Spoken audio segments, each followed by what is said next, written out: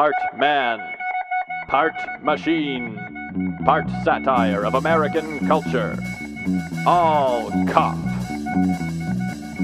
Boy, I really wish this episode was about RoboCop. That's what I'm getting at here. Half and half, twist cones, donkeys. These are some of the more popular options available to the modern consumer. However, in the following episode, I'm going to show you that there are some much more exciting choices available when it comes time to buy your very own Chimera. For those who aren't familiar, the term Chimera was coined by ancient Greeks to describe a horrible mythical beast that was part snake, part goat, and part lion. Now, being fictional, I'm afraid this particular item is not available on the market. However, if you want something small and horrible, you can always nip down to the corner store and pick yourself up a scorpion fly. Well, scorpion fly is just the brand name. The proper name is Mecoptera. Now, unfortunately, this didn't come about as a curiously sized and appropriate mating between two species. It just evolved. But I would like to point out that while mostly fly, the scorpion fly does have the deadliest looking penis this side of Megatron. Yep, that's not its tail, those are its genitals. But maybe the scorpion fly is still too big. Maybe it hasn't been in enough Tom Clancy novels to suit your particular tastes. Well then, you might want to turn your eyes over towards the semi-fictional Chimera Virus, which, as the name suggests, is a man-made virus in which two microorganisms are spliced together to form something entirely new. Naturally, this leads one to worry about man-made doomsday viruses that are part Ebola and one part AIDS or the like. And of course, this is why it's proved such rich fodder for Tom Clancy, but also the author of Mission Impossible 2 in at least one episode of CSI. But to be honest, if I was going to attack my enemies with hybrid viruses, I'd probably want to go with something a lot more embarrassing, like, say, whooping diarrhea.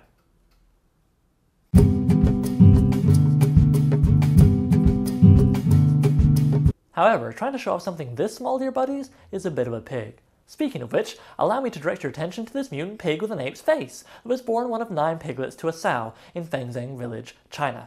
Now I appreciate that if it's a mutation, then it's not strictly a chimera. However, I think this kind of thing has probably been the inspiration for many chimera myths over the centuries. And it's a heck of a show for those friends of yours. Plus, it has ogre-ish qualities, although I doubt it would be any less horrifying if it had the voice of Mike Myers. However, easily the most mythological chimera that are walking the earth would have to be the Indonesian, or at least Indonesian-descended, tree men.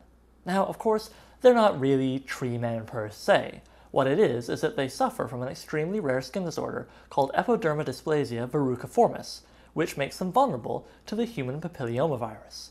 Now, it's that Humana Papillomavirus, or HPV, which causes the bark-like and root-like growths, which give them their distinctive name. It really gets the imagination going to wonder what kind of myths we'd have if the storytellers of yesteryear had encountered this condition.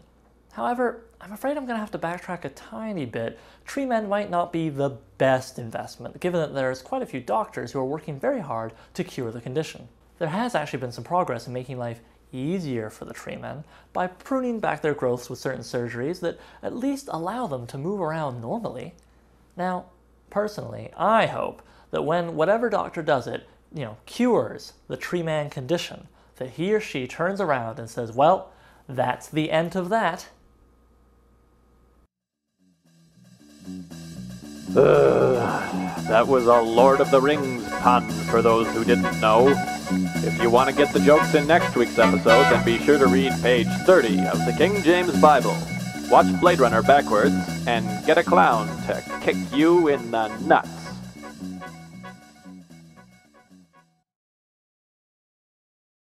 Now, of course, they're not really tree men per se. What it is they suffer from an extremely rare skin disorder called cardiovascular motherfuckers.